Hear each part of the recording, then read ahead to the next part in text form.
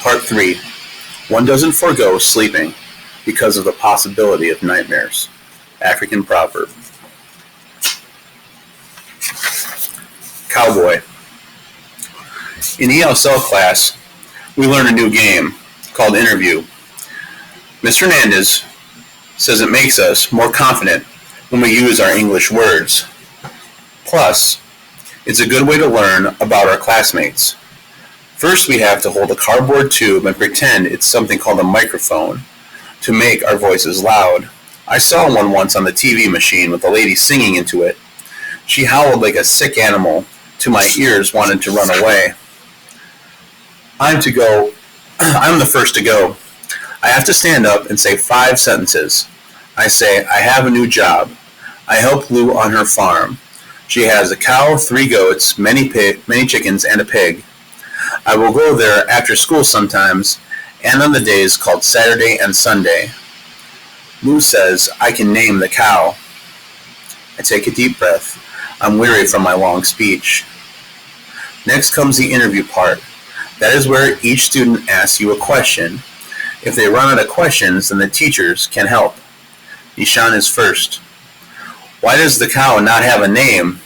I take another deep breath. I like the questions best with yes or no for an answer.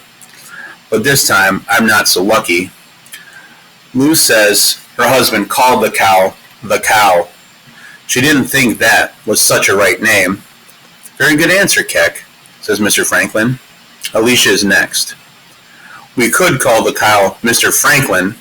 The class thinks this is a good joke, and there is much laughing. She's a girl, so she needs a girl name, I explain. Now each person has an idea for a name, which isn't exactly how to play interview, but the teachers don't seem to mind. Mr. Hernandez writes the names on the board. Some are very silly. Mr. Franklin, Milkshake, Mr. Hernandez, Keck Jr., Kitty Kitty, Salama, Rover, Chiku, Angelita, Lata, Big Mac. When they're done, Mr. Franklin asks me if I had a name in mind. I think for a moment. We have a word in my language. I say, goal. And what does it mean, Mr. Franklin asks. I feel my face heat. It means family, I say. Mr. Hernandez says it's up to me. But I say I would like to take a vote, because Mr. Hernandez taught us that's how we decide. That's how things are decided in America. We vote. Goal wins. Hamburger gets 2 votes. Nice job, Cowboy, Mr. Franklin says. When I sit down at last, the rest of the day, everyone calls me Cowboy. It's a good day. The cow has a name, and I have one too.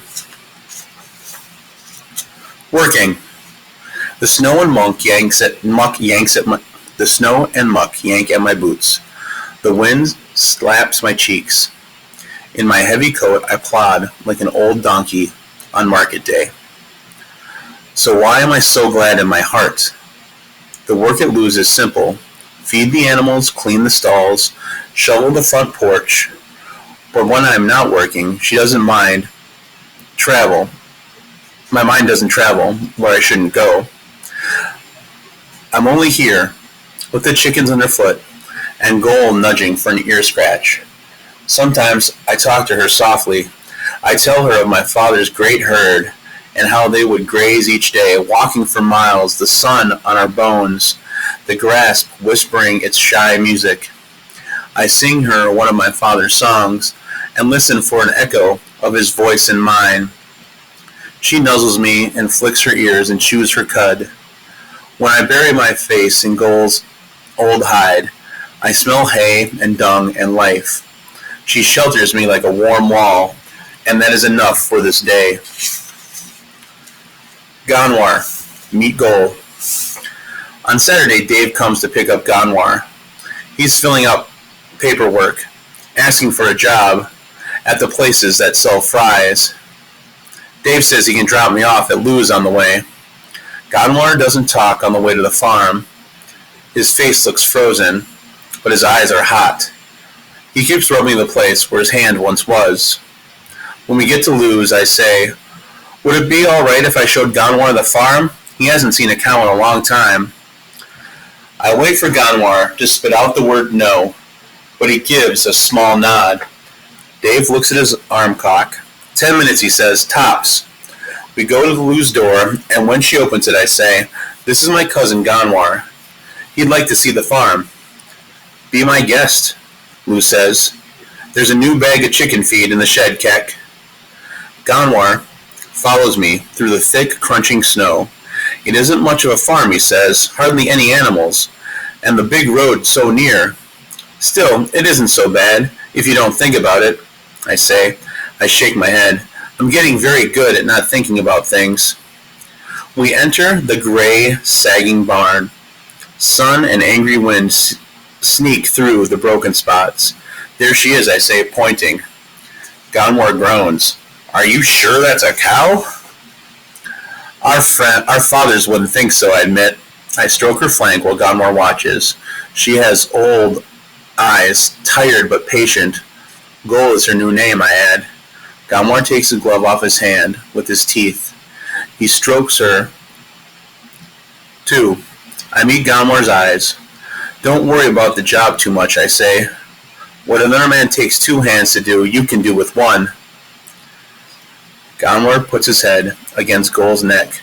You're lucky to have found this job, but you made the luck happen. I wish I could be hurting, I say. I don't know anything about farms, really, except that they have cows. We stand here watching the cow's breath come in soft puffs. Suddenly, another big idea jumps into my head. I think that if I knew where such ideas come from, I would be a wealthy man with 1,000 cattle and a flying boat. Stay here, I say. Keep her company for me. An idea. A few minutes later, I race back to the barn, stumbling in the stubborn snow. Dave and Lou follow. Lou has a thick red coat and a hat with a fuzzy ball on top. Ganwar is still leaning against Goal. Your cousin has an idea, says Dave. My grin is so big it hurts. You can work with me here, I exclaim, helping with the farm. All is quiet. Ganwar looks doubtful. He doesn't say yes. He doesn't say no either. I don't have much cash, Lou says, but you'll have to split the pay I promised Keck.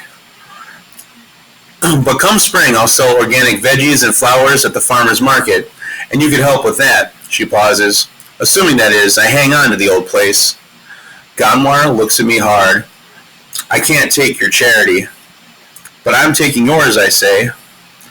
You're sharing your home with me. I don't know anything about farming, Ganwar says. Neither do I say. Ganwar turns to Lou and holds out his hurt arm. What about this, he says. He asks. His voice is soft, but his words are shouting. We look around at Lou. Lou shrugs. Guess you'll have to use the other one, she says. For some reason, this makes Ganwar smile. He slowly nods. He glances at Dave. Can we come back later, he asks. We have dung to shovel. I laugh. It's much harder here. I warn him. Everything freezes, even that. Goal moves softly, as if she's sorry to make work for us. Dave shakes my hand, then Lou's, then Ganwar's. Folks, this is great, he says. Ganwar, don't let Lou down, buddy. He won't, Lou says. She winks. Lou, Dave and Lou leave us in the cold barn. I look around me. It's not a great herd I see, dotting the grass, like clouds in the vast green sky. It's just a tired flock of scrawny chickens and a cow with ribs trying to hide behind her muddy coat. But for a moment, as Ganwar and I hum one of the old songs, we are where we belong in the world.